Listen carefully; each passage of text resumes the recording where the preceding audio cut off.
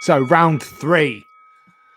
This time, Sam will be leading the conversation. So we're thinking about now, what's the best jump scare in all expanded media? That does include the actual show itself and everything at all. Big Finish, Torchwood, Sarah Jane Adventures, Class, all of it is good to go. So yeah, Sam, over to you. So I can rarely get my girlfriend Erin into Doctor Who. Like, it has to be passing a fancy. But one day I had Scherzo on in university. Erin's a massive horror head, and she likes the jumpy horror, which I'm not so good with. Scherzo pulled me into it very reluctantly because the story offers such quality. It's such a brilliant piece of writing. But if you want to enjoy Scherzo, you're also going to have to deal with the beautifully organic audio scares.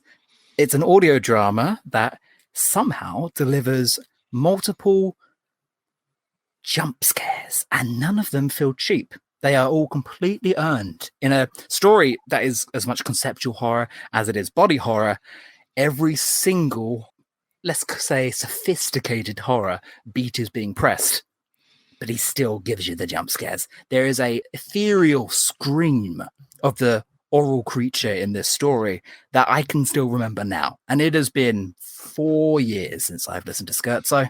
It's one of the best stories I've ever heard, and it's because it makes someone like me enjoy jump scares. Ben, over to you. So, for the first 2 options, you may have noticed a brutal campaign of self-destruction and self-sabotage. I set too many challenges for myself. I've gone with something, very popular, something from the main show itself. I have gone for the specific scene in Blink. When these scares really start happening. And I think it's a testament to it that when you rewatch Blink, it doesn't actually start getting really scary until the 3rd act. But when it's such a perfectly structured scare, it draws your attention well away from that scene. The attention is built up with the Doctor's monologue about the angels. That and the sound design, the little when he says loneliest creatures in the universe, it's such a nice little touch. And then eventually he says, they're coming for you, I can't help you. And the tape ends, and it's drawn your attention away from the angel so perfectly. It plays completely fair. Sally earlier on says, don't take your eyes off that angel, and it draws you away from it so perfectly, plays completely fair, shows you all of its cards, but it's still got you, and you realize just before the characters do, the scare is going to happen, and they turn around, and I jumped, my sister jumped, my mom jumped, my dad jumped. People in the 50s jumped during that, and that scare still holds over them every time they watch it, and they rewatch Blink with me. It's one of the few episodes they will rewatch with me, and if I can, I would like to count that whole scene and the angel just getting closer as Larry's trying to put all of his willpower into not looking away from this thing. It's just executed perfectly. Lovely. Well put. Over to you, Will. Great. I was very curious as to what would be selected for this from my competition, because the classic Who doesn't really have that many jump scares, because I just think the production and structure of TV in the 20th century, with a few exceptions, wasn't really equipped to do them, at least in a conventional sense, which is why I've also gone for a revived series story. One from, once again, like Ben, from Stephen Moffat, from The Empty Child and the Doctor Dances. This is specifically from The Doctor Dances, when the Doctor, Rose, and Jack are in the empty child's bedroom. You call it a bedroom, it's more like a prison cell where they're locked in there, and there's the terrific audio recording on tape of Dr. Constantine's interviews, and the only thing that the child says is, "Are you my mummy?" It's all that it asks for. It's all it ever says. And then so we've set the groundwork for the scene, that we've got this tape going, and it's just so repetitive, the answers. And then you might not even notice it on the first go. I think that's the intention, that there's a slight ticking noise in the background, but a bit quieter, a bit slower. And that's because the tape has ended, but you can still hear the child's voice saying, "Are you my mummy?" And those who are eagle-eared will know and anticipate it, but for those who aren't in the know yet, it still comes as a surprise. It works on both levels. When the doctor says, "I sent it to its room," this is its room. That's the end of the tape. It ran out about 30 seconds ago. They turn around, bam, child's there. There's some crash zooms as well. Bum, bum. Murray Gold does his best piano hits, bangs his fist down on it. James Hawes's direction's terrific for it. The child's there in the room, and they're cornered. It's such a wonderful jump scare, and not to say that this should sway anybody for its for choosing this moment, but this was voted the golden moment of 2005 by viewers of the BBC's 2005 TV Moments program. Oh. So it was a golden moment from the audience. You can say that, but as anyone knows, we do not hold golden moments from 2005 to the same standard as my judging in this program. Very specifically, only that year, or 2006. It's fair game, but yeah, absolutely, yeah. No, but I actually just figured out that moment, like that little nugget of trivia myself while on the Wikipedia page. But yeah, like it's a terrific jump scare, and it's such a good jump scare that Stephen Moffat does it again a few scenes later with the typewriter. You know, Tim sat there right next to you, so who's typing? But you can hear the typewriter in the background. He does it twice. It's so good. Okay, lovely. Then you were losing points for abandoning your brand. You should have obviously gone for the Power of the Daleks jump scare, but you would have had a classic. Right. One. Oh, is it me leading again? Okay. I've got two very, very similar combatant examples here. They're both Stephen Moffat misdirects. They're both good. But this is a completely different medium. I didn't talk micro features at all. So let me get into that. This is the best soundscape Big Finish has ever made. I hold that. It is a complete white void with Charlie and 8 walking through, trying to lead to a mystery. It's an endless void, existentialism. There's nothing around for miles, and there's no sound around for miles. We find out this is because the child monster in the story controls the sound in an audio drama. Your ones are good, classic horror misdirects. My guy controls the medium, and it's malevolent. It's nasty, and because it has control over the entire story, you're tense the entire time until it comes. That's one solid fucking scare.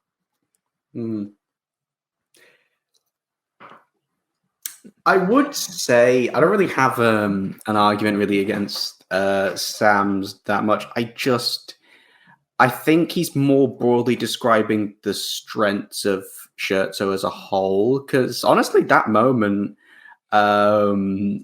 it doesn't register in my mind that much. If I think of memorable moments from Scherzo, I do think of either the character drama or the bit where 8 gets his neck sliced open.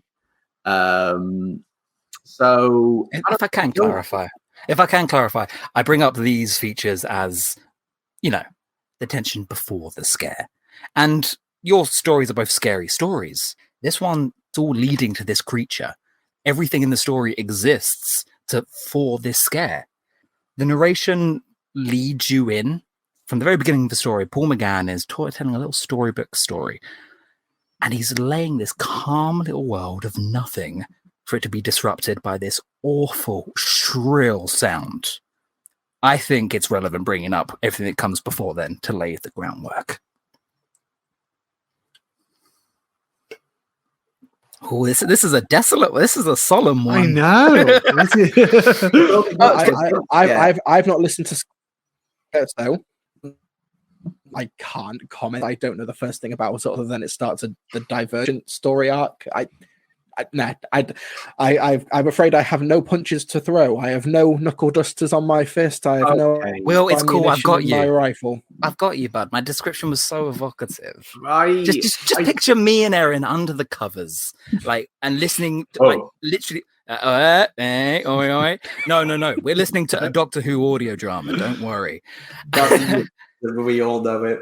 No, and this, and we are holding each other, clutching, because we are both just not speaking in case we miss a single beat where we could prepare ourselves for this horrible creature to appear. Hey, I'll throw your own argument back at you. I don't think of Blink as a big jump scare-a-thon. I don't think of it as even the defining bit of that scene. I don't think it's even the best Weeping Angel jump scare. Well, I think I take slight issue with the statement that Scherzo is kind of leading up to that. That twist is actually pretty early game, and from memory, it's fine. It's well executed, but I wouldn't say that's where Scherzo peaks. Whereas I think you could say, I think for Blink, this is the moment where you're like, oh, this is happening. You see, Blink played the long game. Blink, this is the first scare that we have, and it's such a gut punch. It is such of a.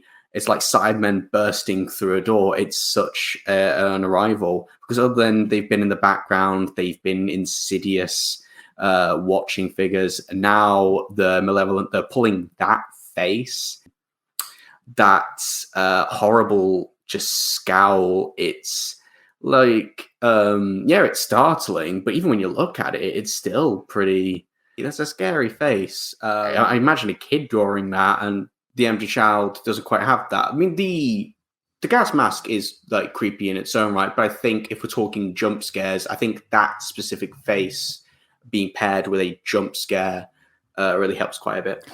I'm a bit concerned about the scare that breaks the ice as your argument, because the first meeting with the creature in Scherzo was when you realize, oh, we're not alone at all. So that first one is the most important, and it's what sets you on edge for the rest of the story. So that one moment of, oh, this is what we're doing, this is dreadful, is so important. It's a jump scare that isn't just effective, it has massive ramifications for the rest of the story and the way the audience interacts with it. By the way, the best a Weeping Angel jump scare is in Flesh and Stone, down that dark tunnel when the lights are going out. And also, okay, how about this? I know for a fact that Ben took a step back and sort of pushed me, hid behind me at Time Fracture in the Weeping Angel encounter. I would say that's the best Weeping Angel scare, because I know for a fact that Ben didn't like that one. I asked you to hold my hand. That does not count. You and Rory backed off a bit, and it was me left to look at this thing. So I have first-hand Do you know what's scary? Do you know what's scary? An actor coming up. Yeah, you're correct. Time Fracture is a medium that you just an actor to this question. You could have brought that, and you didn't. Look. The only time an actor coming up to me in the dark is scary is if it was Kevin Spacey. Allegedly. Blink didn't scare me as a kid.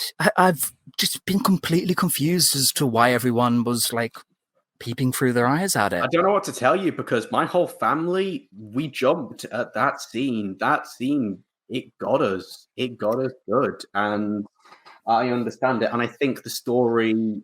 I think out of all the jump scares that we picked, I think these are all solid picks, but I think the one that's placed on the most pedestal by its own story, I do think Blink is that one. Empty Child, the Dancers ones, we've already had like pretty effective scares up to that point, and we get something like it. So I wouldn't say it's quite as central to that story, and I don't think it's quite why that story is talked about as much as it did, because all of these stories are very well talked about stories. I'm not going to say which is the most talked about and which is the most iconic or popular, because let's face it, that's not the only measure of quality. But It's Scherzo. but the other two, I think they're talked about for different reasons other than the jump scares that they've talked about. One final point on Blink before we zone in on Let's Mr. call TARDIS you here. Blink. One more. The don't take your eyes off it advice is repeated enough in that story to the point. I think my issue with it is that jump is telegraphed. It really is. Like, and that can, if you know it's coming, it's just not going to get you in the exact same way. The Doctor dances, that's not a breaking the ice scare at all. They've already had jump scare moments with that sound effect. I do remember the sound effect, but that was from the empty child, not the Doctor dances. Well, one thing I will say in favor of the Doctor dances, however, is that it's while the jump scare in Blink is sort of the kickstart of the third act or like the climax of the story. For the Doctor Dancers one does take place 5 or 10 minutes into the second part of a two-parter. You've had the palate cleanser, you've had the come down moment at the end of The Empty Child and the credits, and then you go into the Doctor Dancers and that ramps back up again. I think that jump scare when I sent it to its room, this is its room, and then they have to get out of the room and they have to get out of the Empty Child's bedroom, room 802, and then run around the hospital to try and escape it. And that sets up basically act 2 of the Doctor Dancers. It is a pivot point structurally for the beginning of the Doctor Dancers, which gets the momentum going again after that palate cleanser at the end of The Empty Child and the beginning of the Doctor Dancers. Whereas with Blink, it is setting up the climax of the episode, but it is also something that we've seen in the episode in that singular sitting before. It is not a turning point as much as it is in the Doctor Dancers, even if it is quite a similar telegraphed jump scare. And last point as well, in Blink, that jump scare comes after the Doctor has quite methodically explained what the angels are, what to do, here are the rules, here are the limitations and everything, go do your bit, do your janitor duty for me, please. Mr. TARDIS backing up my pitch there as well. Thank you very much, sir. It's all good, sir. Whereas for the Doctor Dancers, the Empty Child is still at this point a unknowable entity. We don't know what created it. We don't know what we can do to fight it. In the same scene, it's the Doctor who says it's afraid, terribly afraid and powerful. It doesn't know it yet, but it will do. It's got the power of a god. I guess sent it to its room. That's still quite vague enough that we don't quite know what this thing is capable of. We see it smash through a wall in the next scene, but we don't know how to stop it. We don't know what to do. We're being forced out of room 802, not to do anything specific. We just have to bolt. Whereas in Blink, we have parameters. We've got to get to the TARDIS, got to put the DVD in, we've got to escape the angels. And I think just it's minute, but I think that helps the scare and it helps propel the story forward into the unknown, really. None of this is false. It's also surrounded by a lot of jokes, which of course isn't a deal breaker, but all of Moffat's focuses aren't on building this scare. It's a great moment. It's set up just like a horror film scare should be, but it's not devoted to it in the same way Scherzo is. Scherzo, what's scarier, really, than a quiet void and then realizing you aren't alone in this void? We're not talking about the stories themselves. We're talking about the jump scare. Oh, sorry. Yeah, it's not scary at all being in a quiet, empty place and then something screams right in your ear. Oh, yeah, no, that's totally irrelevant, isn't it, Ben? We're talking. I feel like you went off track there, and quite frankly, it's jump scare the episode. I want to take issue with something Will said. It tells you maybe too much for it to be as scary as something like The Empty Child. Here's the thing: I'm gonna go to Alfred Hitchcock, and I'm going to plagiarize him. It's the more to get more tension, the more information sometimes can help. The fact that we have a clear defined goal and the fact that this is what you've got to try and do adds to the tension. If we had known less what was going on, then there would be less tension because it would be more ill-defined and we wouldn't know what they're trying to do. And the Weeping Angels are still mysterious. We know what happens. We know what the Empty Child is at the end of the Empty Child. So when you watch that, I'll go, oh yeah, what's going on? We haven't quite gotten that to the same degree with the Weeping Angels. We've learned more about them since, and we've gotten stuff in the expanded media. But even in Scherzo, we learned more. We learned pretty much what the Scherzo monster, what the sound monster was. And so when you revisit these scares, that's a bit of information about what we're actually dealing with. I feel like the Weeping Angels are, of all the monsters attached to our scares, we know the least about them, I would say. I have to be clear. The fact that I'm bringing up all the build up beforehand is because it's an absence of sound. So when it does spike, come on, it's of course that's important. That's very, very intentional. Order. Okay, I'm going to come into this now because I've got a ruling, and I don't think I need to hear anymore. Ben, I'm going to come to you first of all. I got bullied again. You got bullied again, absolutely. But you brought it back by revealing your Hitchcock. So definitely, that was very good. I mentioned German expressionism in the first one. That was cool. You did. I'm not done. Ben. I'm not done. I'm not done with you. However, yeah, it's not that scary, is it? Like, it's not. It's not. If your family are wusses.